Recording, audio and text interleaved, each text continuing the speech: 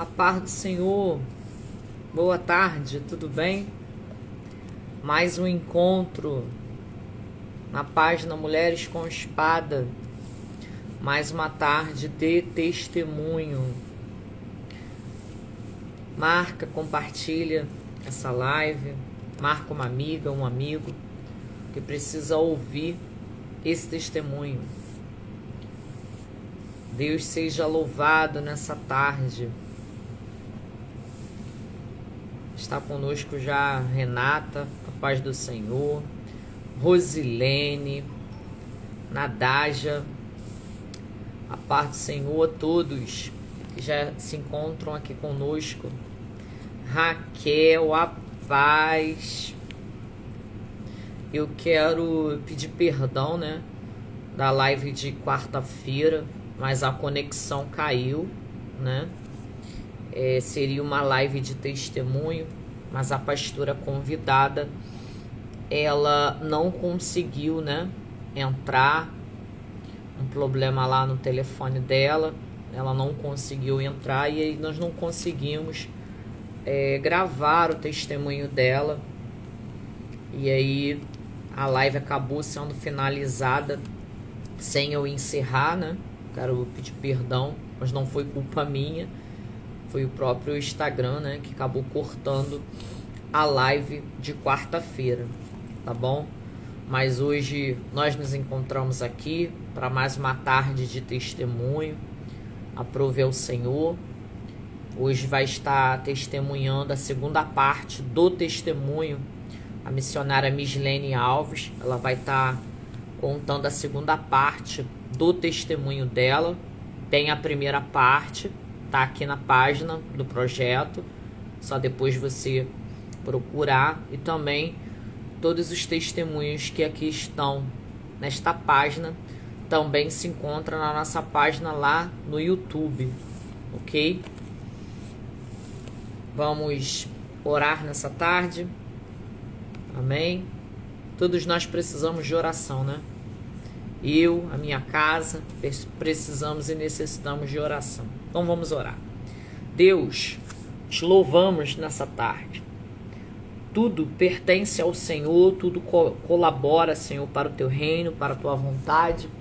Nessa tarde nós nos reunimos através dessa página, desse momento que nós vamos estar aqui, para ouvir, para testemunhar aquilo que o Senhor realiza e aquilo que o Senhor faz. Sabemos que e reconhecemos que a honra, a glória, o louvor e a adoração é tua. Então fica muito à vontade, Senhor, em nosso meio. Usa a vida da tua filha para extrair dela a história que o Senhor escreveu, que continua escrevendo sobre a vida dela. Nos direciona nessa tarde e que seja tudo para a honra, para a glória do teu santo nome. Amém? A paz do Senhor, todos que entraram, né? Érica, a paz do Senhor. Suzana, que está aí conosco. Miriam. Adrica, a paz do Senhor, que já se encontra conosco nessa tarde. Eu quero já iniciar com uma palavra. Salmos 37. Salmo 37, verso 23. Quero plantar essa semente hoje no teu coração, na sua vida. Que essa palavra venha a ser um norte, uma direção.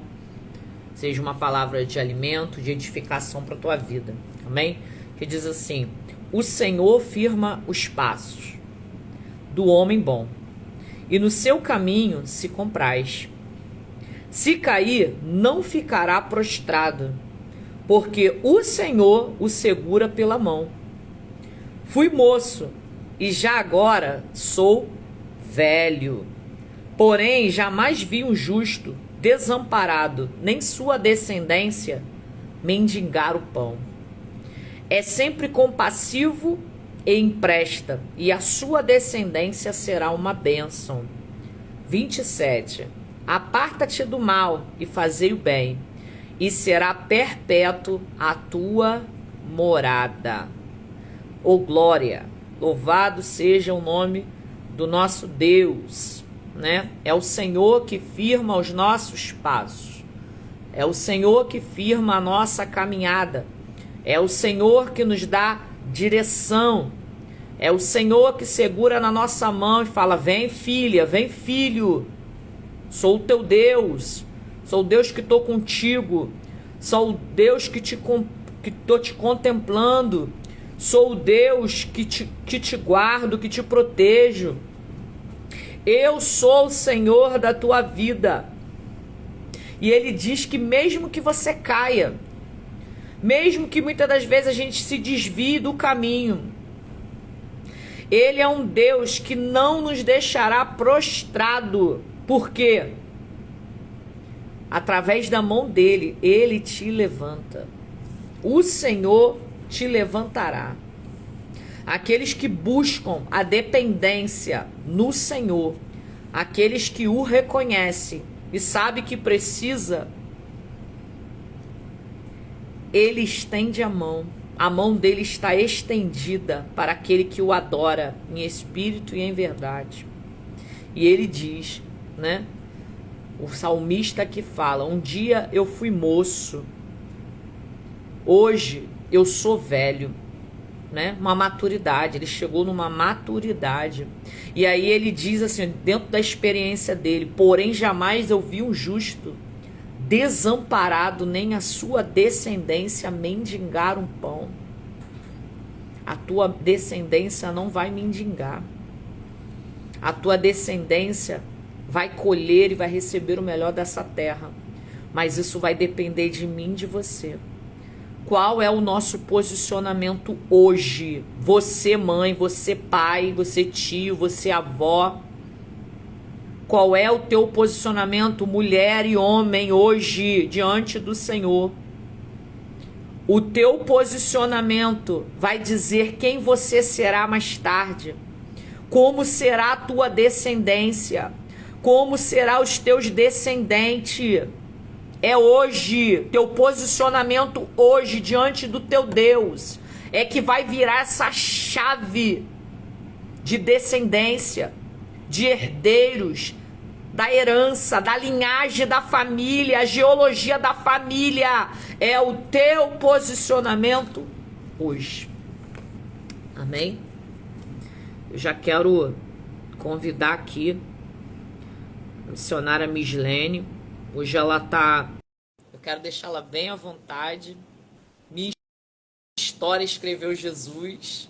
Se ela tá voltando pela segunda, porque o testemunho é grande, né? Seja bem-vinda, Mislene. Fica à vontade conosco. Minha história escreveu Jesus. Você está com essa oportunidade hoje, mulher de Deus. Gosto muito. Ai, o testemunho é grande. Tá que nem o meu, tem que ser em parte. Várias etapas. Várias partículas. Esse Deus é Esse grande. é o nosso Deus, né? Esse é o nosso Deus. Ele faz maravilhas em nosso meio. Temos que testemunhar. Temos. Eu acho interessante, pastora Alexandra. Boa tarde a todos. Eu estou aqui mandando o aviãozinho, pessoal. O pessoal entrar aí nessa live, manda aí. Eu já estou recebendo aqui essa palavra. E às vezes está tendo um culto assim, aí o pastor fala assim: eu quero dar oportunidade para alguém contar um testemunho. Já aconteceu contigo? E você fica em cócegas. Eu falo assim: meu Deus, se eu começar a contar aqui, o culto acabou. Assim, só eu contando testemunho. Porque é muita vontade de falar disso que Deus fez na nossa vida. É um desejo muito grande que arde no nosso coração. Só quem é salvo, remido e que participa dessa graça entende o que é viver testemunho, né? Pode ficar à vontade. O espaço é teu para nos contar a segunda parte do teu testemunho. Libera, minha história escreveu Jesus. A história escreveu Jesus. Então, já vou trazer aqui para complementar, até corroborar com o que já estava sendo dito. Uma passagem que está no Salmo 103. É uma declaração, né? Um louvor de Davi. No Salmo 103, 3, 4 e 5, só, rapidinho. O Senhor perdoará todos os meus pecados e cura todas as minhas doenças. Ele me salva da morte e me abençoa com amor e bondade. Ele enche a minha vida com muitas coisas boas. E assim eu continuo jovem e forte, como uma águia. Aleluia! Glória a Deus! E assim eu continuo jovem e forte como uma águia. Que todas as pessoas que estão ouvindo esse testemunho possam ressurgir das cinzas, né? Das migalhas, do resto, dos pedaços, das penas que foram arrancadas, né? De toda essa mutilação que o corpo sofre com o processo, para que você possa voar de novo, voar outra vez. Um voo impecável, um voo lindo, um voo cheio de Deus, cheio da graça, cheio do amor. E quando ele diz, ele me salvou da morte, eu posso dizer isso com todas as letras. Ele me salvou. Só para retroceder um pouquinho, a outra parte do testemunho, você não estava aqui, né? Prazer, sou missionária Mislene. Eu não sei que horas você vai ouvir essa live, mas eu estou aqui com a pastora Alexandra, que foi uma aliança que o Senhor fez nas nossas vidas, né? Tivemos um encontro lindo, uma viagem linda, cheia de Deus, cheia de processos, mas cheia de comunhão. Então, é assim, uma mulher que não tem problema em aplaudir a outra. É assim que eu vejo a pastora Alexandra, não tem problema de levantar, alavancar. Quando ela fala mulheres com espada, é porque ela quer ver todo mundo guerreando. Ela não se contenta em guerrear sozinha. Ela vem para a guerra, estamos em guerra, vamos embora. Pega a tua espada. As mulheres que já guardaram a espada, pega de volta. Então, eu estou aqui hoje, ó, com a minha espada aqui, participando desse projeto bênção, desse projeto do céu. O Senhor escreveu, né, essa história. Então, eu tive um coma no primeiro parto, né, da minha primeira filha. Fiquei ali vários dias inconsciente, sem memória. E Deus foi lá, operou um milagre, levou pessoas para orarem por mim, né? Tive uma mãe que orou, que não desistiu. E assim o meu milagre aconteceu. Ele me levantou do coma, ele me acordou da morte. E hoje eu entendo quando ele diz assim, a menina não está morta, ela dorme. Eu entendo isso, Thalita Cumi levanta. Aleluia! Exatamente o que aconteceu na minha vida. Para os médicos eu havia morrido, mas para Jesus eu estava dormindo. E ele foi lá e falou, levanta, porque grande é a obra, come, bebe, se alimenta, recupera essa memória aí, porque eu ainda vou te usar nessa terra. Enfim, continuando o testemunho, o que aconteceu depois disso, né? Eu tive essa primeira filha, depois já tive uma segunda filha, uma segunda gravidez. Na minha segunda gravidez, claro que houve medo, houve tensão, né? Será que vai correr tudo bem? Será que vai acontecer alguma coisa comigo nessa segunda gravidez? Mas quando Deus ele tem a sua história cravada na palma da sua mão, não tem como dar errado.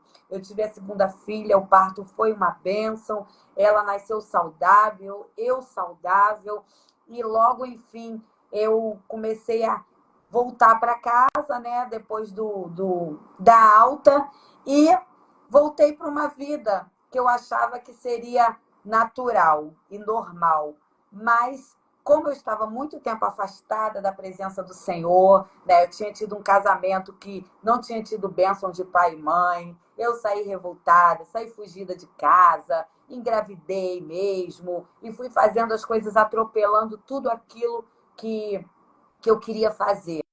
Saí da presença do Senhor, uma menina que tinha sido criada na casa do Senhor, tinha sido batizada nas águas, batizada com o Espírito Santo, cantava no grupo jovem, e me afastei e fui ficando cada vez mais distante de Deus, distante do Senhor.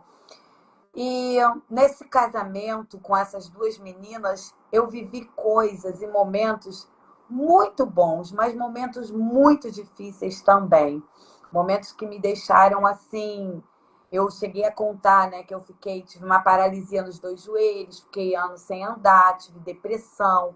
Depois Deus me levantou dessa paralisia, eu voltei. Hoje eu ando, eu caminho, eu corro, eu pulo, eu salto na presença do Senhor. Então, quando você vê esses crentes que não param de pular igual pipoca dentro do culto, não reclame, não ache que ele está querendo aparecer. É porque um dia eu estava acamada, paralisada, paralítica, e ele me tirou de qualquer moleta, cadeira de roda. Então, se eu tiver que pular, eu pulo. Se eu tiver que rodar, eu rodo. Pode estar o presidente, pode estar quem for. O meu governo, o governo que está sobre mim é o governo de Deus. Ele é a autoridade que eu respeito. Ele é a autoridade, ele é o que me levantou. Então, eu vou pular, eu vou fazer, eu vou acontecer. E isso não tem nada a ver com você. Isso não tem nada a ver com o culto. Isso tem a ver com o meu culto particular com ele. O meu culto é assim, é avivado, é cheio da graça, né? A minha igreja, ela já até fala, as pessoas quando eu chego, ih, hoje ela chegou. Ah, hoje o culto vai ser diferente. Por quê? Porque eu grito, eu dou glória, eu não sei ficar calada. Tem momentos da gente ficar quieta, mas eu tenho, a maioria da parte dos meus momentos no culto são cultos avivados. Chega pessoas confundir, que às vezes eu vou ministrar em alguma igreja. Chega lá, eu tô cantando, a coreografia tá dançando ali, daqui a pouco eu tô no meio da coreografia, porque eu já fui lá na frente, já voltei. Aí as pessoas pensam que eu faço parte daquela igreja. E eu não, gente, eu sou visitante também, mas é porque é a casa do meu pai. Então eu tenho liberdade para fazer o que eu quero. Então eu fico livre, eu fico solta. Hoje é o dia de você ficar livre, de você ficar solta, de todas as amarras, de tudo que te prendia, te soltar, porque hoje é o dia da águia, é o dia do seu voo, é o dia de você entender que quando Deus tem algo para fazer na tua vida, o processo não te mata, o processo te fortalece. A dor curada vai virar antídoto na vida de alguém. E você vai ser esse antídoto, você vai ser esse remédio. Tive as 2 filhas, voltando para esse testemunho aqui, tive as 2 filhas, né? Elas cresceram, foram bem alimentadas, né? Eu saí de um processo onde ainda morava num barraquinho muito pobre, né? Um casebre mesmo, uma vida difícil, mas não faltou comida. A gente tinha ali, eu tinha o meu companheiro, que apesar de ser uma pessoa difícil, né? Aquela pessoa que não foi o Senhor que escolheu para mim, foi eu que escolhi com o meu dedinho, né? Fui lá, quis ele, briguei por ele, lutei por ele, e as coisas não foram dando certo. O casamento estava indo por água abaixo. Teve um tempo da minha vida que eu posso dizer 5 anos, 6 anos da minha vida em que eu vivia uma vida mais ou menos. Eu vivia aquela vida empurrando com a barriga, sempre assim, distante do Senhor. Eu não orava, eu não abria a Bíblia. Eu parecia que nunca tinha pisado numa igreja. Eu me sentia tão assim, tão envergonhada, né? Porque Deus ele tinha me curado de um coma. Então eu fui aquela crente que foi lá, agradeceu o milagre e continuou com a vida promíscua, com a vida suja, com a vida distante do Senhor, né? E era só metade do processo que eu ainda ia viver, do que eu ainda ia passar. E nesse processo as meninas foram crescendo, né? Já levei para creche, já botei numa creche, eu comecei a trabalhar, atendi algumas pessoas, vizinhas, amigas, fazendo unha aqui, unha ali, ganhando um dinheirinho, sempre muito pouco, sempre muito escasso, tinha muita escassez na minha vida, mas não era só de comida, era escassez de alegria, era escassez de felicidade, era escassez de paz, eu não tinha paz. Todos os dias havia brigas, ele nem era um homem alcoólatra, mas ele era grosso, ele era ignorante, então assim, eu não me sentia amada, eu não me sentia bonita, eu sempre me senti muito rejeitada, muito feia, muito esquisita. Eu sempre tive que olhar para mim, até hoje, hoje eu me trato, né? Faço terapia. Até hoje eu tinha dificuldade de. Eu achava tão bonito as pessoas postando fotos dizendo: eu sou linda, hoje estou linda. E eu tinha muita dificuldade de achar que eu era bonita, porque eu sempre me achava muito feia, muito a pior de todas, né? Eu nunca achava que eu poderia ser agradável.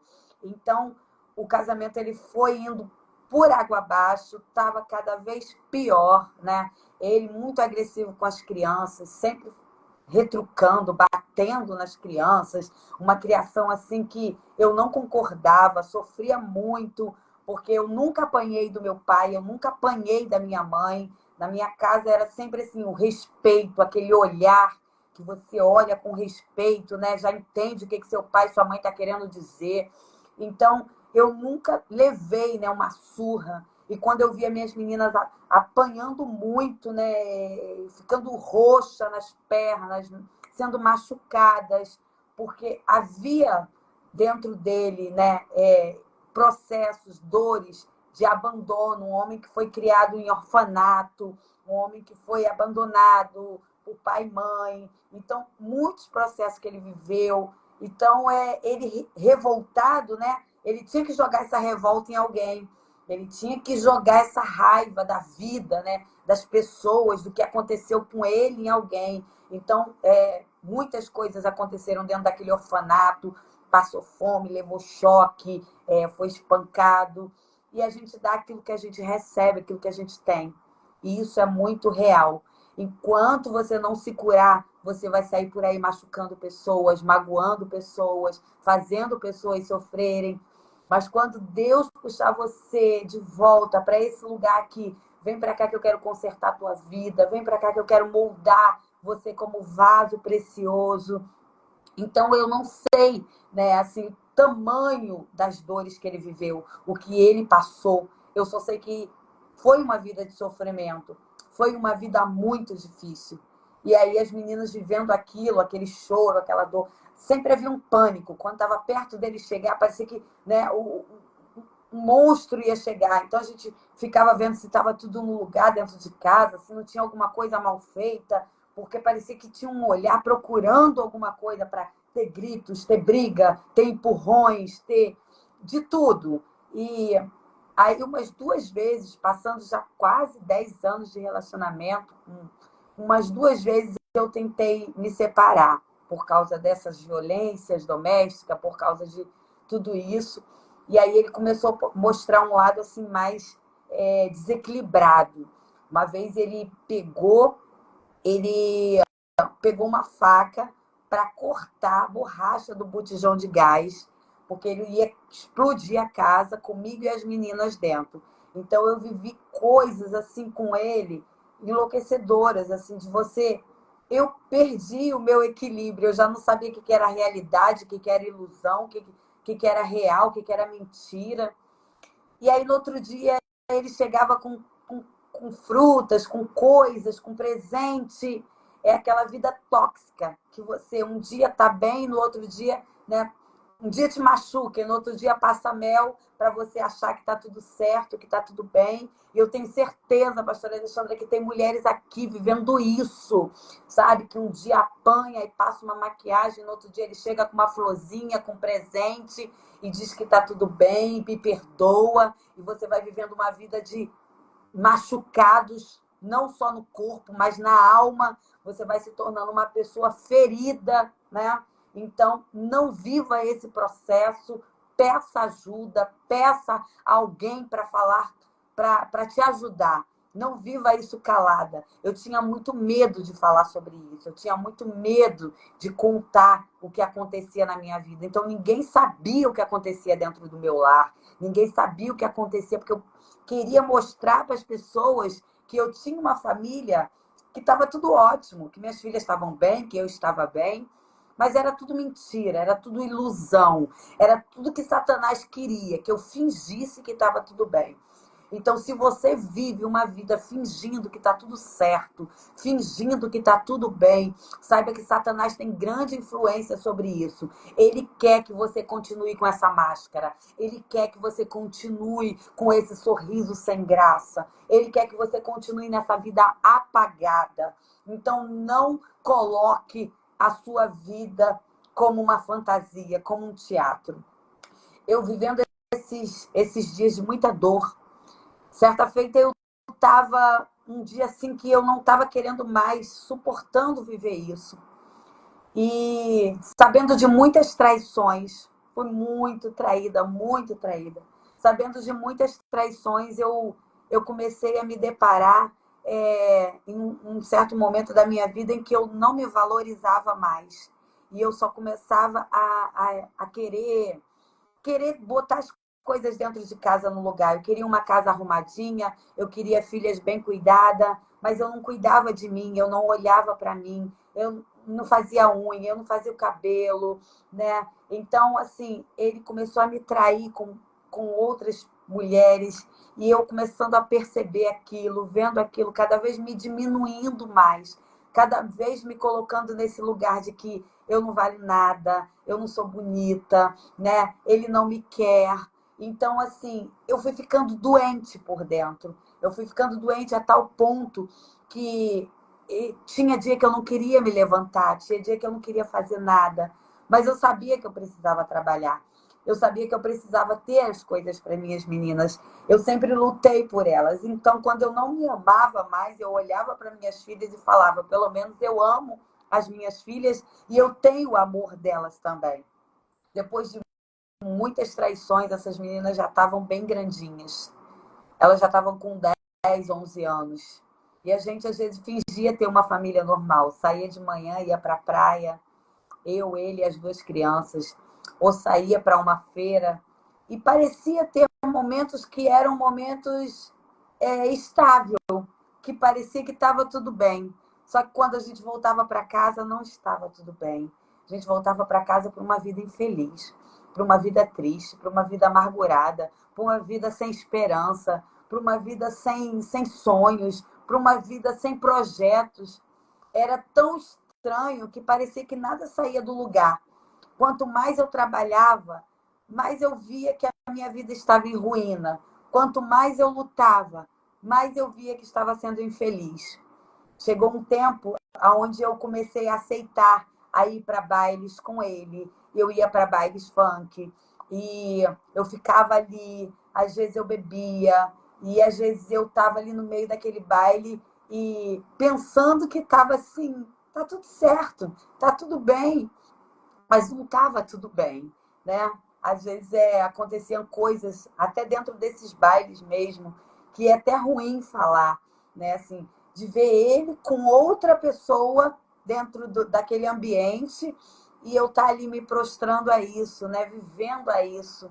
Então era uma vida muito imunda, né? Uma vida assim que passou de todos os limites de suporte, eu não suportava mais. E aí ia para casa, sofria, chorava, muitas vezes me deitei com essa pessoa sem querer, né? Havia esse abuso sobre o meu corpo, de não querer e estar vivendo aquilo. E é duro lembrar disso, assim, eu tenho que respirar mesmo para falar. Eu sinto que eu sou curada e não me dói mais como doía, mas relembrar, viver o filme que passou e saber que hoje a dor que eu sinto é porque tem mulheres nessas condições, tem pessoas vivendo isso e não sabe o caminho a tomar, não sabe o que fazer, não sabe qual a direção. Deixa eu te dizer uma coisa, confie em alguém. Nunca diga assim, eu não vou confiar mais em ninguém. Você precisa confiar em alguém. Você precisa ter alguém por perto que possa olhar para você e dizer assim, deixa eu te ajudar, deixa eu te dar a mão, deixa eu segurar na sua mão, deixa eu te ajudar a enfrentar essas coisas, essa história. Passando esses processos de viver essa vida, às vezes eu chegava em casa e eu via ele muito tempo no telefone. Mas assim, telefone era uma novidade há 15 anos atrás. Telefone era uma coisa que não era ainda que todo mundo tinha, só algumas pessoas tinham. Então eu achava normal ele ficar no telefone muito tempo, muitas horas, né? Eu ir dormir e ele ficar no telefone. Mas eu não entendia que ali já havia algo errado. Então a gente tem que ficar muito vigilante dentro de casa, com filhos, com o marido, com a esposa. Se tem muitas horas ali ocupada naquele lugar, é porque tem alguma coisa ali está prendendo, né, a atenção. E ele, depois eu vim a descobrir que ele assistia muita pornografia, filmes, né, com atos sexuais e tudo. Então, aquilo ali foi criando uma coragem dentro de mim. Eu preciso terminar com esse casamento. Não dá mais. Não tem mais como levar isso. Né? Eu estou infeliz, as minhas filhas estão infelizes e talvez até ele esteja infeliz também, porque ele precisava de um tratar, ele precisava de se cuidar, cuidar da sua saúde psicológica, né? Entender o que era que ele buscava, o que era que ele não tinha alcançado ainda para a vida dele. E eu, muito fraca na fé naquele tempo, muito distante de Deus, eu não tinha coragem de falar de Deus para ele. Não saía da minha boca palavras, que talvez fosse algo que ele precisava. Mas eu também não tinha nada de Deus para oferecer. Eu estava vazia. Eu estava num momento da minha vida onde eu só pensava assim, eu preciso me livrar desse casamento, eu preciso sair dessa lama, desse lamaçal, dessa sujeira, dessa infelicidade, dessa tristeza, dessa dor. E eu, além de precisar sair, eu precisava tirar essas crianças desse ciclo nojento que estava acontecendo ali dentro da nossa vida, da nossa história. Então, eu decidi, falei assim, eu vou embora, não dá mais. Claro que não foi fácil, né? Teve da parte dele muitas ameaças. Se for, não volta, eu te mato, né? Muita coisa assim que é muito difícil uma mulher ouvir. Se você for, eu mato essas crianças, eu não tenho nada a perder. Então, assim, o meu ex-marido era uma pessoa muito violenta e eu vivi muitos anos debaixo de muita violência. E hoje, quando eu falo assim, o Senhor me direcionou a coisas que eu vivo hoje que eu nunca esperei, pastora Alexandra, viver. O Senhor me direcionou a caminhos que eu nunca imaginei que fosse passar, porque a minha história era uma história de fracasso e derrota. Então, eu já me sentia uma pessoa que, à beira da morte, porque quantas vezes eu quis, eu mesma, me suicidar, me matar, tirar a minha vida, e Deus não permitiu, Deus não deixou, porque Ele sabia o plano que Ele tinha. Então, se alguém estiver aqui nessa live com um pensamento de derrota, de morte, porque Satanás, ele quer isso, ele quer que você se mate, ele quer que você surte, ele quer que as pessoas te vejam como louca e que ninguém acredite na sua história. Mas eu tenho uma coisa para te dizer. O Senhor é o que dá a última palavra. Ele acredita em você, ele acredita em quem você é e ele acredita no chamado que ele tem na tua vida. Então acredite também. O que você está passando hoje não vai ficar por aqui. A sua história, esse capítulo não encerra agora. Esse livro é grande, ele ainda tem muitas páginas a serem escritas. Oh, aleluia! Então acredite nisso. E quando eu saí de casa, eu fui morar em um lugar próximo e uma kitnet pequenininha, comprei algumas coisinhas, fui morar ali, já estava trabalhando em shopping, então eu ganhava um pouquinho melhor.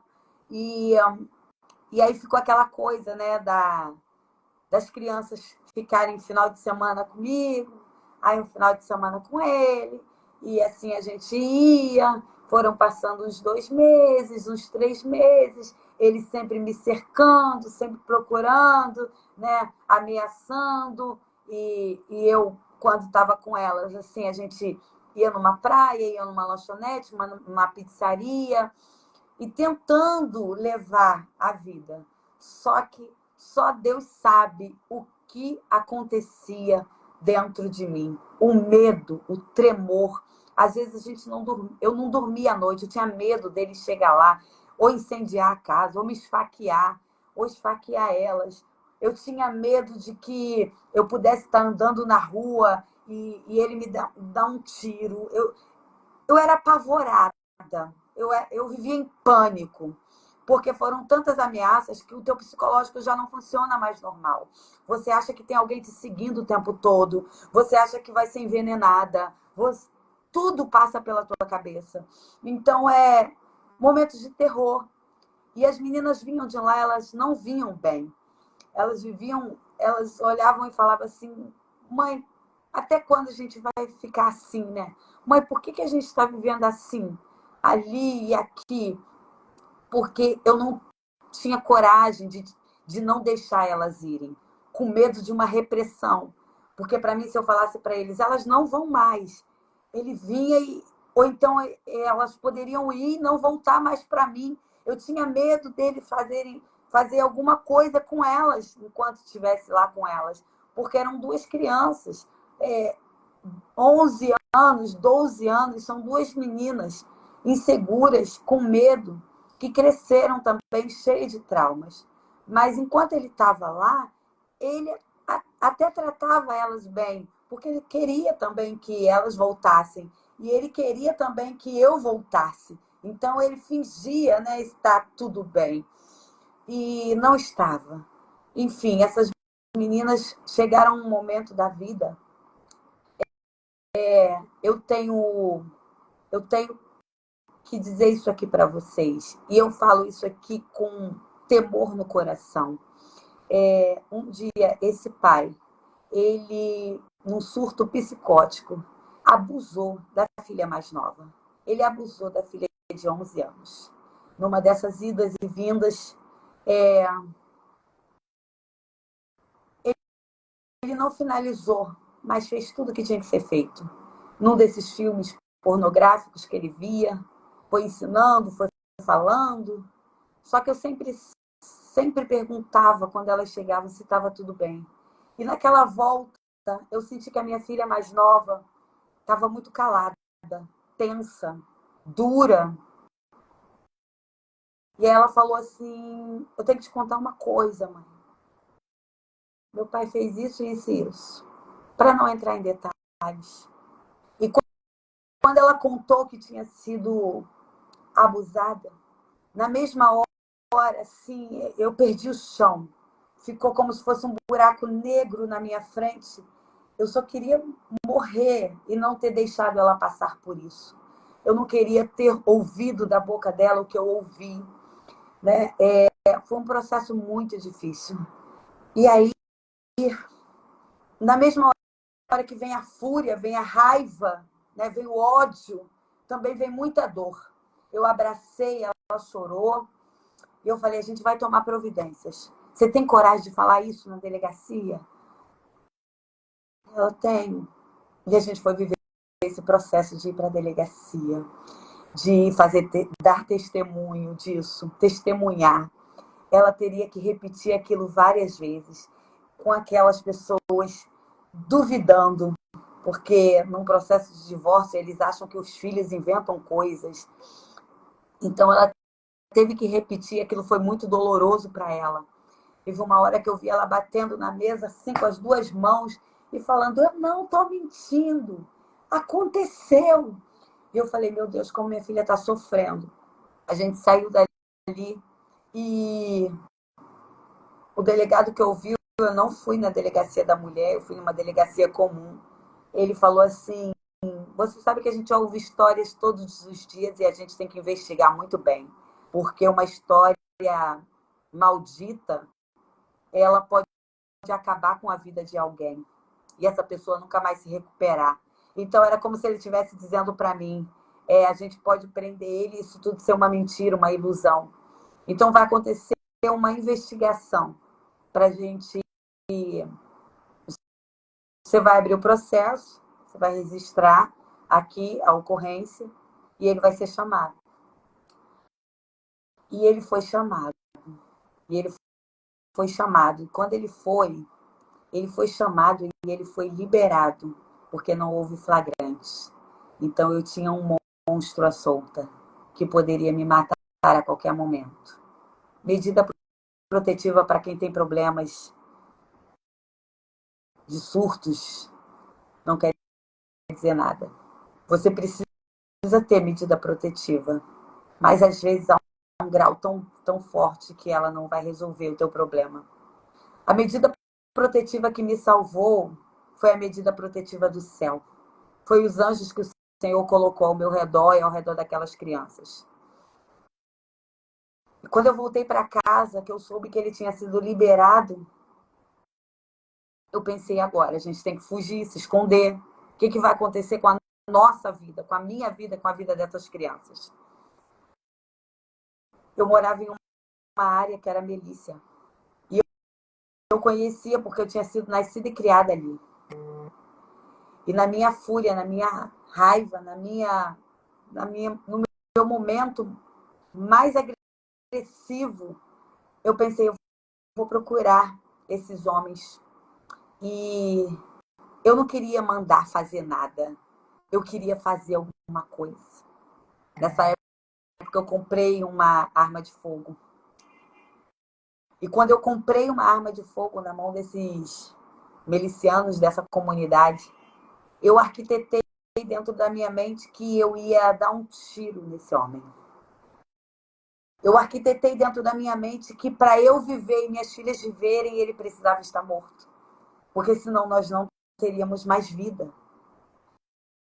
O meu pavor era tão grande, o meu medo era tão grande, que quando eu saí à noite de um dos escritórios desses homens da milícia, eu nunca tinha pego numa arma. E eu pedi para a pessoa me ensinar como eu atirava.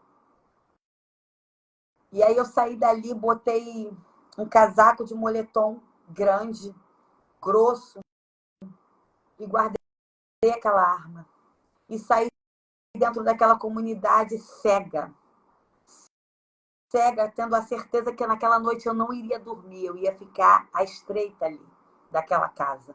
Porque quando ele abrisse o portão, eu tinha certeza que eu ia atirar e eu ia matar aquela pessoa, ia matar aquele homem.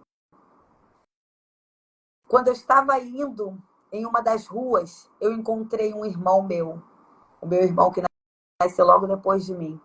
Nessa época ele já era cristão e ele me abraçou. E meu irmão nunca me abraçava. Quando ele me abraçou, ele sentiu aquela arma. E ele falou, que isso? E eu não tinha falado para ninguém da minha família que estava acontecendo, porque eu não tinha coragem de falar.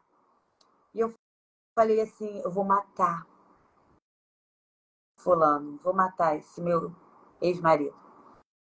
E ele, não, você não vai fazer isso, você tá louca, você nem sabe, você não sabe atirar, você nunca pegou em arma, me dá isso aqui. E me empurrando assim para um canto da rua, e já tirou a camisa dele, já enrolou ali, já tirou de mim, e eu chorando muito, falando, ele vai matar a gente, ele vai matar a gente.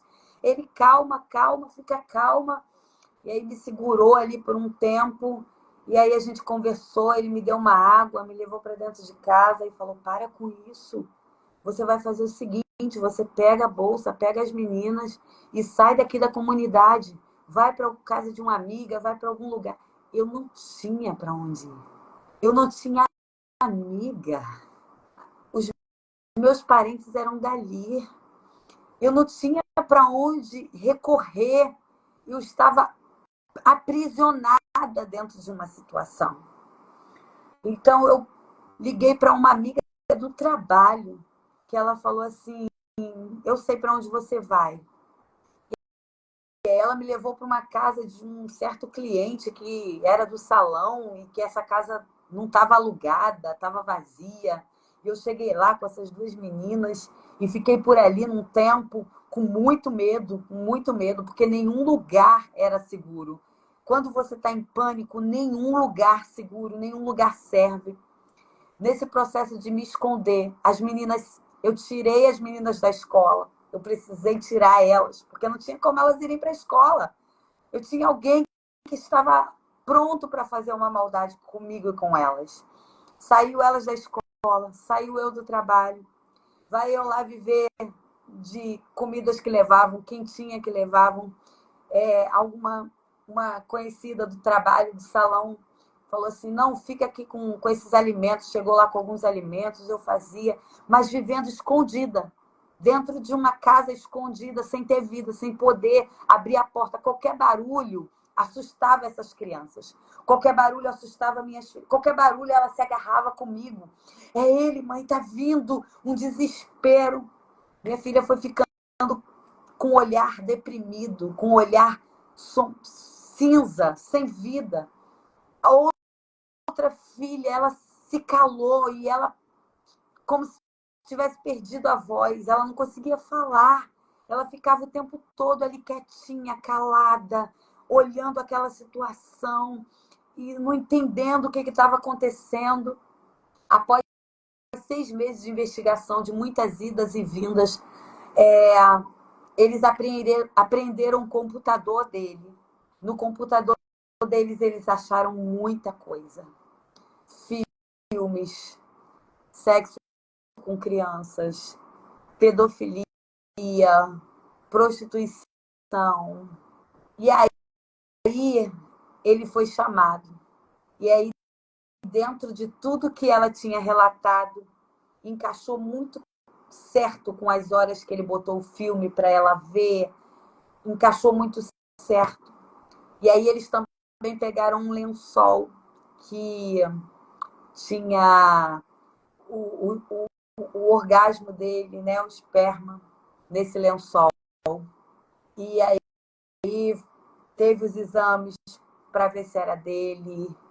E, assim, foi uma investigação muito demorada, as coisas demoravam a acontecer, né? Defensoria Pública, foi para o Ministério Público, eu ia na cidade com ela, fez exame corpo e delito, foram dias cabulosos, terríveis, escuros, parece que nunca mais o sol tinha nascido, parece que era noite todos os dias era treva, a gente nunca via um dia amanhecer com alegria. E foram quase 6 meses com todo esse processo acontecendo. Teve um dia que eu saí de casa com essas 2 meninas para ver se a gente respirava no meio daquilo tudo. E aí a gente voltou para casa porque achou que tinha alguém seguindo a gente. E a gente voltou, trancou a porta e a gente tremia dentro de casa. Um processo terrível. Enfim, eu recebi uma ligação. Eu recebi uma ligação da delegacia, do defensor público que estava cuidando da causa. E ele falou assim, dona Mislene? E eu falei, sim, é ela. Aqui é da delegacia, eu sou o defensor público e tal. Nós estamos comunicando, era quase 11 horas da noite, que o senhor, eu não falo aqui o nome da pessoa para não haver processos,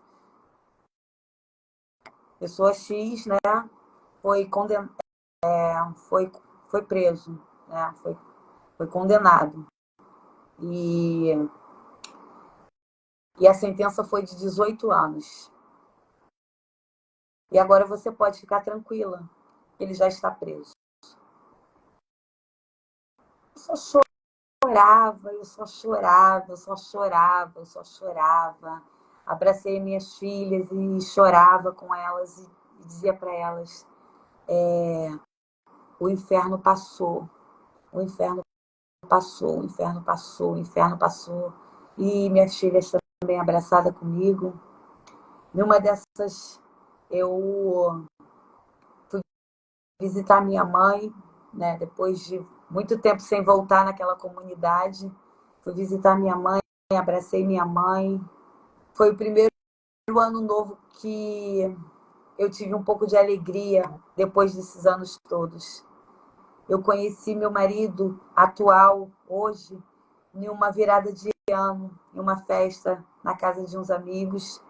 Esse meu outro irmão tinha me levado para essa festa, falou, não, você precisa voltar a viver, vamos comemorar, você está viva, sua filha está viva, você está bem. Aí eu fui para aquela festa de ano novo, nem assim, conheci o meu marido, mas assim, se tornou ali uma amizade, um amigo, a gente nem troquei olhares, assim, foi uma coisa tão rápida. Só que logo depois de eu conhecer ele, Ele pegou meu contato e a gente fez ali a gente se tornou amigo. Nem eu estava na igreja, nem ele, então ele me levava para sair, eu contei tudo que estava acontecendo, ele saía com as minhas filhas comigo, a gente ia comer pizza, a gente ia voltar a viver um pouco e ter alegria e ter sorriso e voltar para a escola e voltar a estudar e comprar material e ele ali sempre presente e é interessante porque quando você se torna amigo de alguém antes de você amar essa pessoa como o seu esposo, parece que a aliança fica mais forte. Porque a Bíblia diz que quando você tem um amigo, você tem um tesouro. E ele veio como um amigo, como um tesouro, que eu nem pensava em me relacionar com ele, estava saindo de uma situação, ele um pouco mais novo, e eu com 2 filhas, cheia de trauma. Tudo que eu não pensava era em me relacionar com ninguém naquele momento. Era de ficar solteira e cuidar das minhas filhas, cuidar da minha vida. Mas num dia eu falei para ele, vou na feira tomar um caldo de cana com as minhas filhas. E ele, tô passando aí. Aí ele veio, a gente se encontrou ali, comemos alguma coisa e fomos na casa da minha mãe. E a minha mãe, como uma grande mulher de Deus que não perde oportunidade, filha, vamos no culto, vamos na igreja. E eu longe da igreja, longe do culto, longe de Deus. Minha mãe. Aí esse meu amigo que estava ali, né, comigo, que é meu esposo hoje, falou assim, não, vamos sim, vamos no culto. Vamos no culto aí que sua mãe está chamando. E eu olhei para ele também não era crente, não, né, nada. Fomos nesse culto, aquele culto que Deus faz para a tua vida, né? Fomos no culto. Esse homem está ali no culto e eu não estou entendendo nada, esse homem ali no culto, meu Deus do céu. O que esse homem quer no culto? Será que ele quer Deus? Será que ele quer eu? O que será que ele quer? Cheia de dúvidas, cheia de pensamentos. Mas fomos. Enfim, aceitamos Jesus, ele aceitou Jesus, fiz uma aliança com Deus e comecei a viver um novo de Deus naquela igreja, naquela casa. Rapidamente, as minhas filhas estavam envolvidas no grupo jovem, no grupo da igreja, e cantando, e a gente vivendo aquilo tudo. Ele me pediu em casamento, em noivado, casei de véu e grinalda, coisa que eu nunca sonhei, porque Deus ele faz desse jeito. Casei de noiva, casei de branco, minhas filhas sendo dama, a filhinha dele também sendo dama. E assim, Deus preparou tudo. Ele foi consagrado a diácono, eu fui consagrada a diaconisa. Viramos líderes de missão urbana e fomos começando a fazer a obra. E daqui a pouco eu viro líder de jovens. E aí a gente. E tá.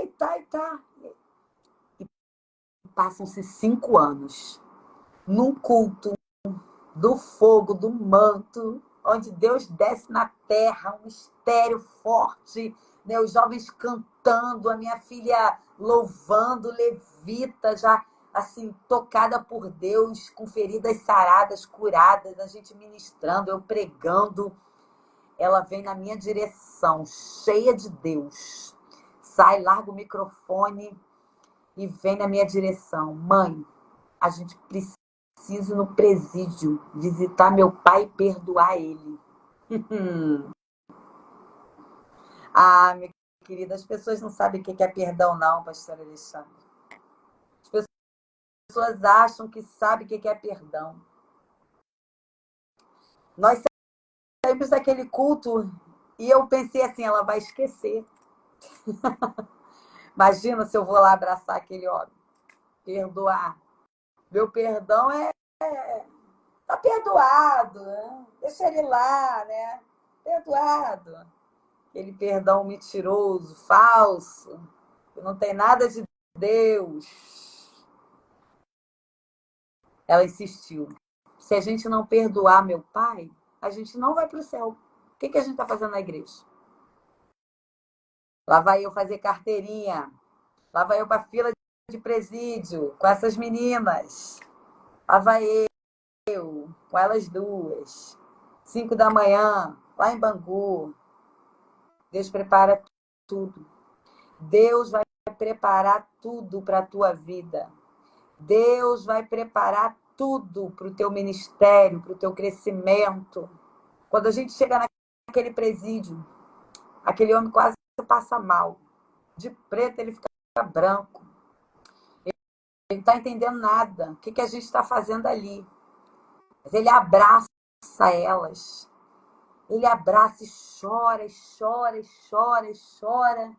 Eu vou até ele, abraço ele. Entenda, conduzida pelo Espírito Santo de Deus, porque você como carne não faz. É o Espírito que te leva, tá? Não é você, não é a Mislene, não é santa, boazinha, mulher de Deus, não. É o Espírito Santo de Deus que te conduz, que te alavanca, que te empurra e diz, passa por esse processo, porque o que eu tenho para fazer precisa que isso aqui seja resolvido. O que Deus está dizendo para você é que essa tarde resolva as suas pendências, resolva coisas mal resolvidas, porque quando você resolve as suas pendências, Deus resolve a sua vida, Deus resolve o seu casamento, Deus resolve o seu ministério, Deus resolve coisas que o ser humano não tem capacidade de resolver. Amanashi, Ramanai, Ramanasi. Resolva as suas pendências, resolva coisas passadas. Para de jogar coisa para debaixo do tapete. Para de empurrar com a barriga. Há uma nuvem de tão grande glória que te cerca, que está em cima de você. Mas tem bênçãos que estão retidas, pastora Alexandra, que não vão ultrapassar, porque em cima, da sua cabeça tem uma falta de perdão. Tem alguém que você precisa olhar e dizer assim, fique em paz, porque eu estou em paz. Eu saí daquele lugar em paz com Deus. Eu saí daquele lugar em paz com a minha alma. Eu saí daquele lugar em paz com a minha vida. Deixa eu te dizer uma coisa. O que eu entendi quando eu saí dali, que eu grito até hoje, nada vai me tirar o céu que Deus reservou para mim. Nada vai me apartar do amor de Deus. Nem a morte, Aramanassi, Ramanahash, nem a dor, nem a falta, nem o processo. Nada vai me apartar desse amor. Nada vai me separar do amor dele. Nada vai me separar desse céu. Não é uma mágoa, não é um machucado, não é uma violência doméstica, não é uns maus tratos, não é abandono, não é depressão, não é ansiedade, não é isolamento, não é pânico, não é nada. Eu saí daquele lugar entendendo que o Senhor separou para mim uma coroa de glória. E o que eu iria viver não podia ter pendências. Oura Manassi. Aramanás. Não dá para subir no altar com pendências. Não dá para viver uma vida de oração com pendências. Não dá para alcançar o terceiro céu com pendências, com mágoas, com revolta, com rancor, com desejo de morte, de vingança. Aramanassi. Não tem como. Você perde acesso quando você armazena vestígios de um passado. Manai. Eu sinto ele. Você perde acesso a coisas, a pessoas, a vida, a experiência com Deus. Houve um culto naquele presídio, naquele dia daquela visita, onde aquele pai precisava ser perdoado, onde eu precisava me perdoar daquela raiva, daquela mágoa, daquele rancor, onde aquelas meninas precisavam se perdoarem para continuar vivendo. E quando se fala de perdão, as pessoas não entendem. Eu estou chateado. Gente, essa palavra chateado, eu tenho até raiva. Eu estou chateado. Não fique chateado com ninguém. Resolva as coisas mal resolvidas. Porque quando você resolve, quando você se libera para Deus, Deus se libera para você. O céu se libera na tua casa, na tua terra, no teu meio.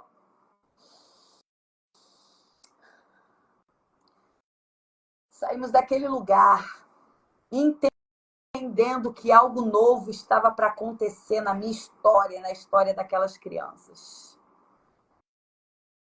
Fomos recuperadas por Deus, fomos resgatadas por Deus. Depois desse resgate, a vida começa a clarear. O sol nasce diferente. Porque o sol da justiça está sobre a minha e sobre a tua vida. Não há nada que fique encoberto aos olhos de Deus. Há uma justiça de Deus descendo sobre a tua casa. Ramanassi, Harai.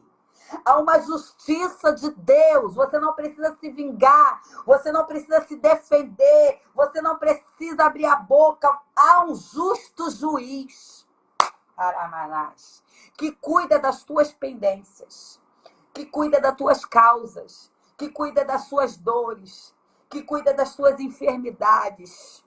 Esse juiz, ele chega na terra, ele pisa na terra para defender você de coisas, de pessoas, de histórias que inventaram sobre você, de calúnias que levantaram sobre a tua vida. Oh, meu Deus. Nesse testemunho que eu tenho para te dizer, depois que você passa por esses processos, tudo vira fichinha. A irmã que não gosta da missionária Mislene, ela vira fichinha. A igreja que não me convida vira fichinha. As pessoas que não me suportam viram fichinha. Porque eu não dependo disso para a glória de Deus se manifestar na minha vida. Eu dependo dele todos os dias. Se perdoe e perdoe alguém para que o teu processo possa ser elaborado por Deus. Como eu disse aqui no início, essa página não é o final da sua história. Isso é só uma página. E como livros, eles têm muitas páginas. Olha quantas páginas. Talvez você esteja aqui, no meio. E no meio do processo ele pega na tua mão e te levanta. No meio do processo ele te resgata. Dali começou a fluir. As meninas foram crescendo, uma fazendo curso disso, curso daquilo, uma passando para a faculdade sem eu ter que pagar nada, fazendo faculdade gratuita.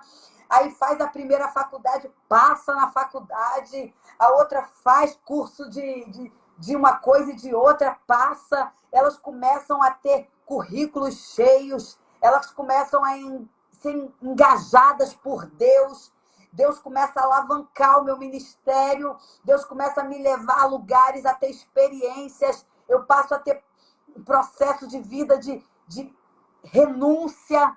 Renunciar coisas dessa terra para viver algo com Deus sobrenatural. Ele começa a me levar a montes. Ele começa a me levar a lugares com pessoas que têm sede de Deus. E eu comecei a pregar sobre perdão. Eu comecei a ministrar sobre vidas. Deus desceu um óleo sobre a minha cabeça. Ele falou, onde tu tocar haverá cura. Enquanto tu estiver ministrando, pessoas vão estar sendo curadas. Curadas de quê? Curadas da alma, curadas da mente, curadas do coração, curadas de processos. Aí Deus me leva para onde? Deus me leva para isso aqui, a pessoa desmemoriada, que não consegue estudar, que não consegue entender, para livros e livros, porque Deus ele vai abrir o teu entendimento de tal forma que pessoas vão se surpreender com aquilo que ele tem contigo. Missionária Mislene se torna psicanalista e começa a cuidar de dores incuráveis. Mas deixa eu te dizer uma coisa. Não há psicólogo, não há psiquiatra, não há remédio, não há psicanálise na Terra maior do que o poder de Deus. Maior do que o poder de Deus. Deus até te dá ferramentas, mas tem hora que você tem que colocar o remédio do lado. Tem hora que você tem que colocar a sua terapia do lado e dobrar o teu joelho e falar: eu tenho um Deus que não vai deixar essa luta me matar. Eu tenho um Deus que não vai deixar o processo acabar comigo. Sabe o que Deus está fazendo na tua história? Mudando a tua história. Mudando os teus caminhos. Tudo que você passou até hoje não é nada diante do que Deus está fazendo. 2024 será um ano do sobrenatural de Deus sobre a tua vida. Eu creio que tem pessoas recebendo isso. Se a tua mágoa é com teu pai, vai lá, tá vivo, perdoa ele. Não tá vivo, olha para a foto, olha para a recordação, olha para o que tu lembra dele e diz assim: pai, eu te perdoo, eu vou seguir minha vida, que eu tenho um processo com Deus, eu tenho um chamado. Mãe, eu não tô bem com mãe, faz as pazes, fica bem, porque nada pode te tirar o céu. Faz as pazes com teu irmão, com a tua parentela, com os teus inimigos. Porque tem inimigo que a gente tem que ficar por perto. Como assim, missionário? Isso é contraditório, né? Não. Porque os teus inimigos precisam ver a glória de Deus na tua vida. O que Deus está fazendo contigo. E aonde Deus vai te colocar é num nível tão alto, tão grande, que a pobrezinha do barraco de madeira, rejeitada, aleijada, depressiva, com pânico, com medo, vira missionária, pregadora na casa do Senhor. A filha vira levita do ministério de louvor, dançarina da igreja da casa do pai. A filha que era ateísta, que não acreditava mais em nada, se rende aos pés do Senhor. O marido que não servia, Deus envia um para cuidar da sua casa, da sua vida. Orimanasse. Ele está mudando a tua história, como ele mudou a minha. Perdoar não é fácil, mas perdoar é libertador. Perdoar abre as comportas do céu. Tem muita coisa que ainda não chegou para você, porque você precisa se liberar de pendências passadas. Você precisa se liberar de dores que só você sabe aonde doeu. Só você sabe o grau que você enfrentou. E hoje o que eu quero? Eu quero isso aqui, ó. Eu quero palavra. Eu quero viver essa palavra, eu quero comer essa palavra, eu preciso me alimentar disso. O que aconteceu com a missionária Mislene? Olha o que Deus diz para mim. Mislene, eu, o Senhor, perdoo todos os teus pecados e curo todas as tuas doenças.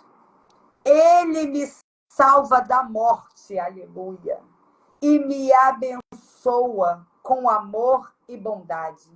Ele enche a minha vida com muitas coisas boas. Glória a Deus! Glória a Deus! E assim eu era. E assim eu continuo jovem e forte como uma águia. Receba esse testemunho e seja livre, seja bênção, seja do céu. Amém? Amém, minha pastora? Meu Deus, que é isso, hein? Forte.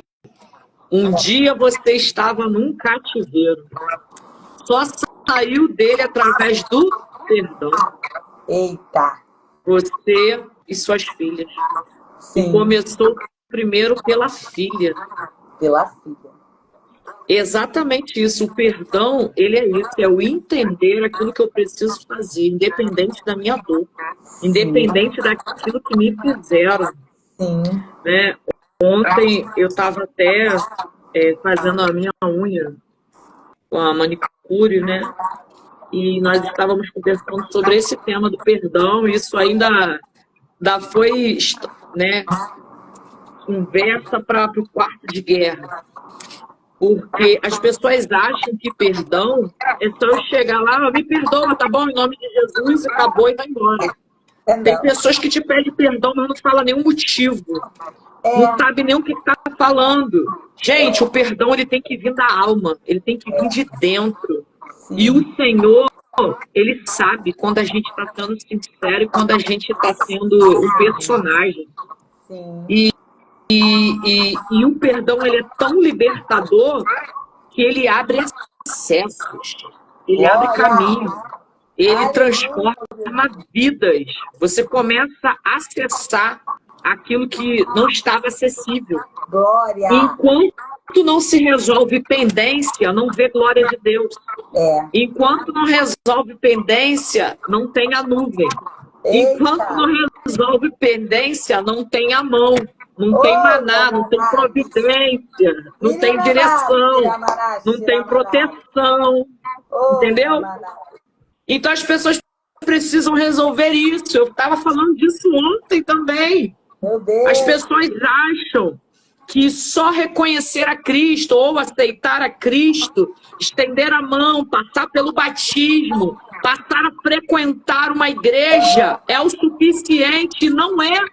Existe o tempo de purificação, de libertação, processos que eu e você vai precisar passar, caminhos que eu vou precisar voltar para consertar o meu passado. Não é Jesus que vai consertar, é você, porque quem andou lá foi você, não foi Jesus. Então o tempo da ignorância, ele respeita. Só que as consequências dele, quem vai resolver é você. Ele te perdoa? Perdoa. Mas aquilo que você precisa liberar, que é perdão, reparar, quebrar, alinhar, é com você. Só que o mal é que muitas igrejas não ensinam isso. Não ensinam o caminho do arrependimento, não ensinam o caminho da purificação, não ensina que eu preciso me arrepender, eu preciso me humilhar, eu preciso me consertar. Se eu preciso liberar perdão, quem tem que fazer isso é quem? Somos nós. E perdão é um cativeiro, gente, porque as pessoas falam, tá, mas não fui eu que fiz, foi fulano que me fez. Só que muitas das vezes o fulano nem lembra mais do teu nome, nem lembra mais do que aconteceu, mas quem corrói, quem sofre, quem pensa, quem vive, é quem? É você. Então quem está dentro de um cativeiro é você, não é fulano, é você. Então quando você entende isso, você faz o caminho, gente, é libertador. Você entendeu a mensagem, você foi alcançada. Há uma manifestação do eterno. Gente, e destrava muita coisa. Eu vivi isso na minha vida também. E vou te falar, quando eu descobri esse acesso, esse segredo, eu falei, por que eu não perdoei antes? Por que eu fui tão ignorante e fiquei tanto tempo guardando isso? Né? É libertador. Eu creio que Deus falou com muitas pessoas aqui, muitas mulheres, né? Que vivem, né? Vivem uma história parecida. Nós temos visto muitos índices, né? De violência doméstica, violência com esposas, com crianças, com os filhos, né? E às vezes a gente fala assim, poxa, mas um pai um pai. Um pai, um tio, um avô, né? A gente que somos mães, temos que observar nossos filhos, temos que ter o olhar clínico mesmo, você conhecer a sua filha, saber quando ela está bem, saber quando ela está alegre, saber quando ela está escondendo alguma coisa. Eu já conheço a minha filha pelo olhar, gente. A gente que é mãe conhece. Sabe quando está triste, sabe quando está alegre, sabe quando está escondendo alguma coisa, sabe quando ela está encucada. Gente, nós conhecemos nossos filhos. Então, vocês, mães, pais que estão aqui, que vão ver posteriormente, observe seus filhos. Observe. Né? Não aceite essa situação na sua vida. E aí, eu gosto muito da doutora Jane, porque ela bate muito nessa tecla, e a gente vê muito uma religiosidade dentro das nossas igrejas. Né? Tá vendo a mulher morrendo dentro de casa, já foi esfaqueada, já foi queimada, traída mais de não sei quantas vezes, e a resposta da igreja é: não, minha irmã, ora, você não pode separar não, você tem que ficar com ele até o fim. Gente, esse homem, ele já traiu, ele já traiu a Cristo, ele está ferindo a noiva do Senhor, ele já quebrou os princípios, os mandamentos. Vai esperar o quê? Essa mulher morrer? Depois que ela morrer debaixo de uma terra, não tem mais o que fazer, não. O problema... Não adianta botar atenção, né? Esse ponto que... Fala você, que você é muito nova, tá? Fala assim... Não, pode ficar à vontade. Você tocou num ponto onde as pessoas não querem debater nem falar nada sobre isso. Por que o projeto Mulheres com Espada é afrontoso? Afronta. Por que afronta? Porque... muitos, e eu falo isso aqui debaixo da graça do Senhor, muitas autoridades, muitos líderes não querem falar sobre isso. Eu fiz um vídeo falando de violência doméstica, né, sobre essa liderança que encobre essas mulheres que estão morrendo, encobre, tá? Mulheres que estão morrendo dentro de casa e que tem que chegar em igrejas de mãozinha dada como se tivesse tudo bem. Então, elas dentro de casa, elas sofrem enforcamentos, elas sofrem abuso sexual, elas são abusadas. Elas ficam presas, algemadas dentro de casa, igual um cachorro, gente. Um absurdo. Agora, um pouco mais, agora, nós estamos vendo uma luzinha no fim do túnel, porque isso está sendo muito falado e tem mulheres corajosas se levantando para falar sobre isso. Nós fizemos uma live tem um tempo, eu e a pastora Joyce também, falando muito sobre essa violência com as mulheres e como os líderes têm que se retratar diante disso. Porque tem que chamar a polícia para esse homem, tem que ir na delegacia. É crime, gente. É crime, não aceite. Isso não é oração, não, isso é crime. Não é oração. Um pai que estrupa um filho, um pai que queima a mulher, um pai que acorrenta, e muitas das vezes eles são líderes, são pastores. E aí os pastores deles, em vez de disciplinar, colocar essa pessoa para ser tratada, né? Afastar ela do cargo eclesiástico, não. Sabe o que fala para essas mulheres? Vai orar. É você que não está sendo sábia. É você que não está orando. Mas e aí? O que essa mulher faz? Porque às vezes ela tem um psicopata dentro de casa. Tem um psicopata. Como é que faz? E tão narcisista, né? Ela morrer? Homens que são narcisistas, que olham para o seu próprio umbigo, para sua vaidade, e continuam pregando, louvando, dirigindo igrejas e fazendo todos esses abusos. Por quê? Porque a mulher ouviu que quem está errada é ela.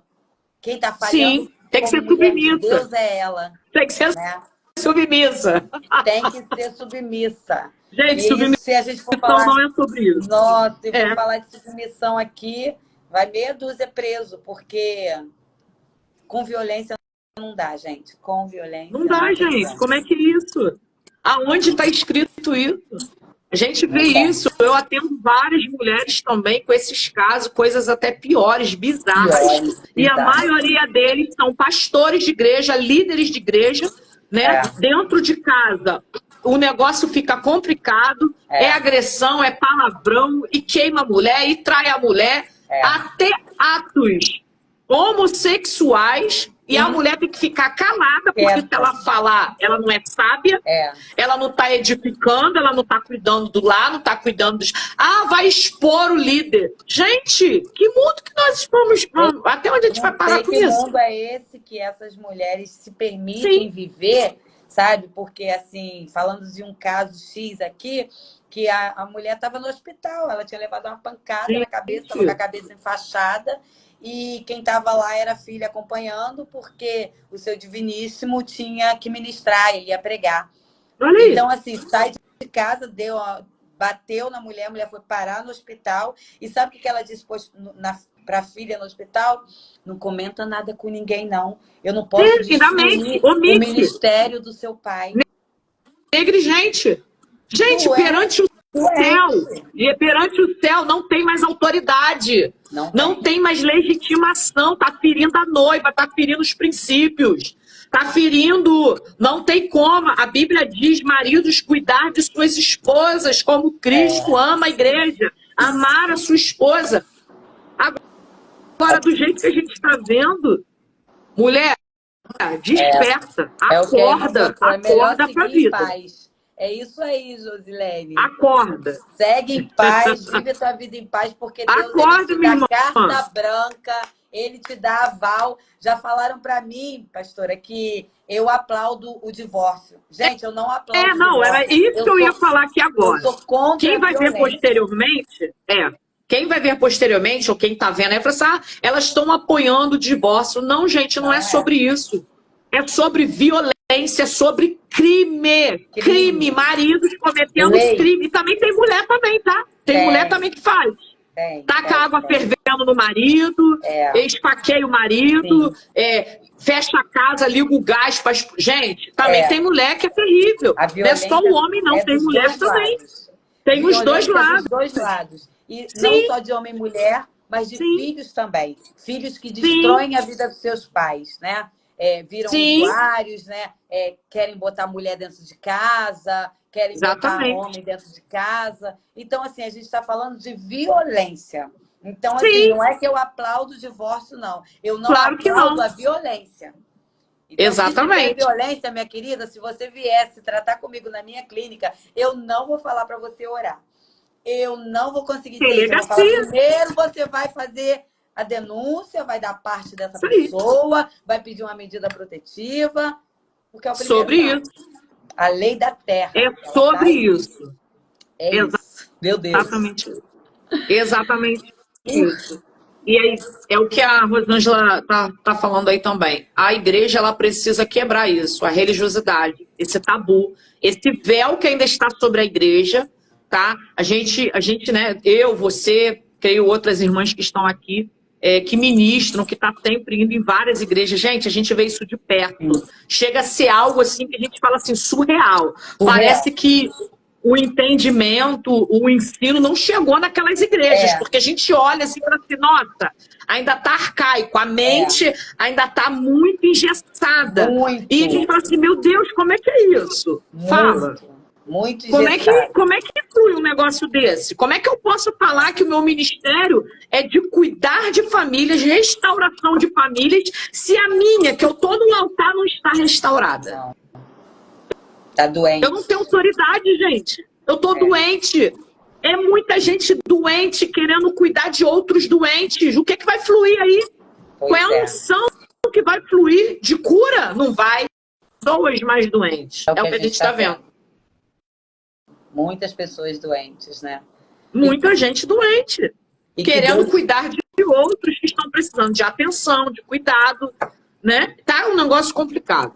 Então, é uma live também de testemunho, de alerta, para te despertar.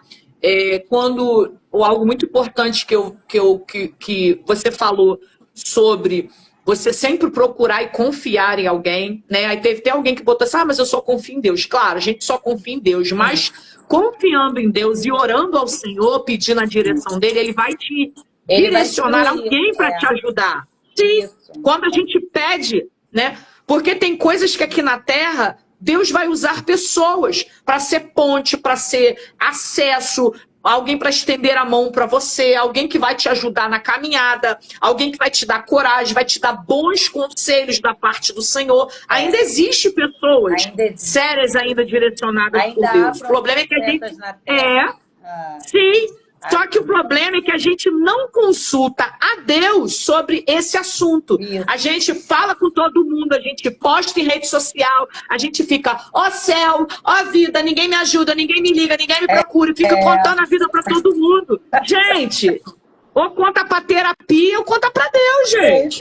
Pelo menos na terapia, né não? Pelo menos o sigilo da terapia. Você pode ficar com a terapia. Vai pra terapia, mano.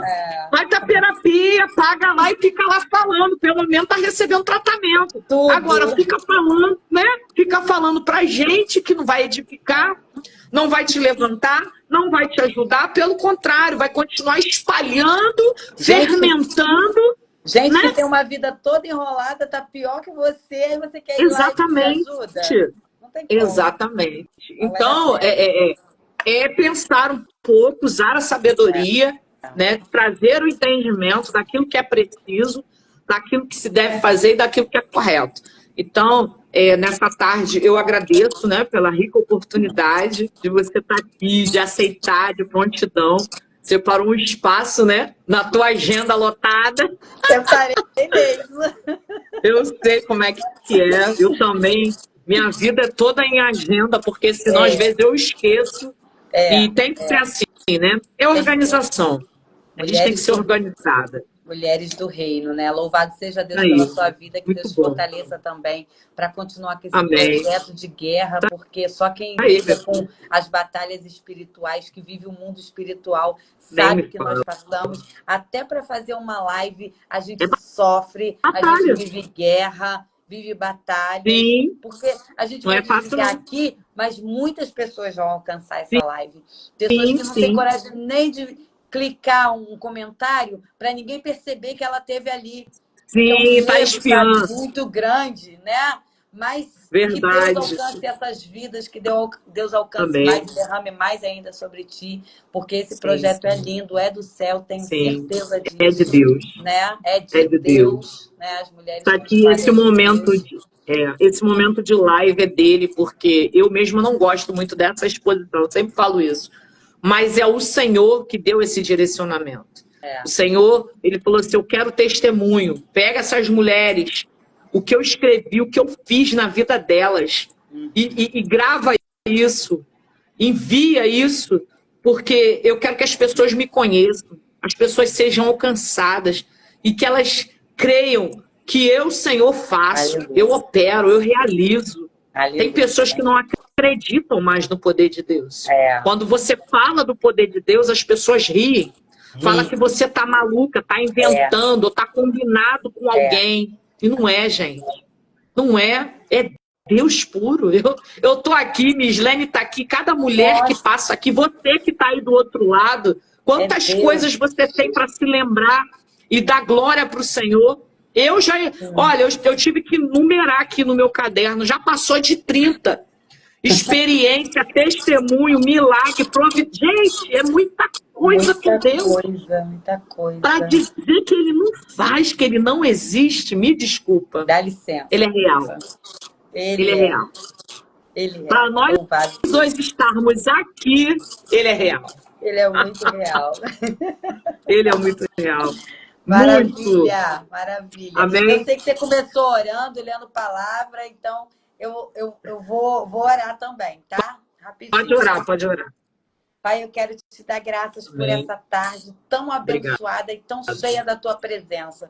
Senhor, teve momentos que eu queria saltar aqui dessa cadeira, porque eu sentia a tua presença tão forte, tão grande. E eu sei que a tua voz, Senhor, chegou em casas, em lares, em carros, em telefones, em smart, onde é uma mulher, onde um homem, onde uma criança, um jovem, Senhor, um líder, Pai, estiver ouvindo, ouviu essa live, ou ainda vai ouvir, que o Senhor possa tomar, Senhor, a mente, Senhor, capacitando, alertando, abrindo entendimento, Deus, para mostrar a tua glória sobre essa terra, sobre esse lugar.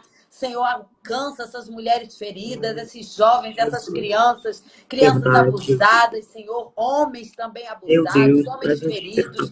Senhor, levanta uma geração sarada, levanta uma geração que vai impactar esse tempo, uma geração avivada, em chamas, incendiadas por Ti, cheias do Teu amor e da Tua glória, Pai. Eu te agradeço pela vida da pastora Alexandra, pela família dela, continua guardando, Senhor, o seu ministério, a sua casa, o seu trabalho, tudo que ela colocar a mão, Senhor, que ali venha ser próspero, que ali venha ter abundância, que ali ela venha pedir vasilhas emprestadas pela abundância no seu lar, Pai.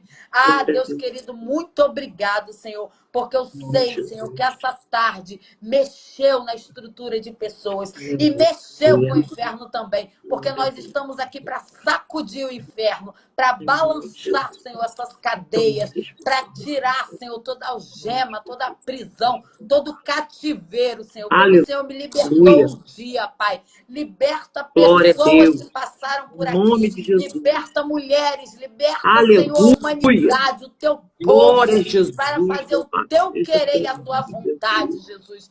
Em nome de Jesus, é isso que eu te peço e te agradeço. Amém e amém. Amém? Amém. Obrigado, Mislene. Ó, se prepara que desce um óleo aí, hein? Amém, Jesus. Pastora Mislene. Ai, Jesus. Senhor. Eita, vai ficar até na live gravado. Ai, vai ficar até gravada a confirmação. Meu Deus. Quanto menos a gente quer, mais o Senhor fala assim. Mas é quando a gente não quer, gente. Eu também não queria, nunca sonhei, nunca imaginei. Eu só queria ser útil para o papai. Né? Eu me apresentei para o reino com essa fala: Senhor, quero trabalhar para o Senhor, o que eu posso fazer? Qual é a minha chamada? Qual o ministério? Eu já contei meus testemunhos anteriores, onde eu tive que ir. Quem não viu, pega aí na página que tá aí. Edificante, né? Deus faz. Filha, tive que passar no processo. Eu recebo porque tudo é para a honra e glória dele. É os níveis. É os níveis. Quanto mais entrega, mais nível vai subindo. Exatamente. Tá grandeando, tá multiplicando. Foto, vai tirar. Olha essa foto.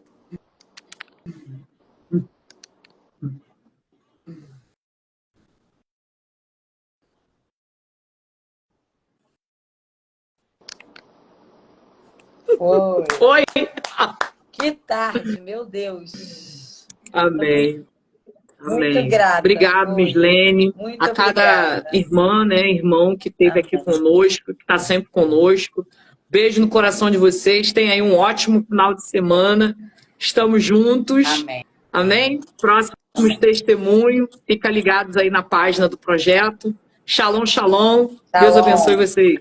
Tchau. Tchau, Mislene. Tchau.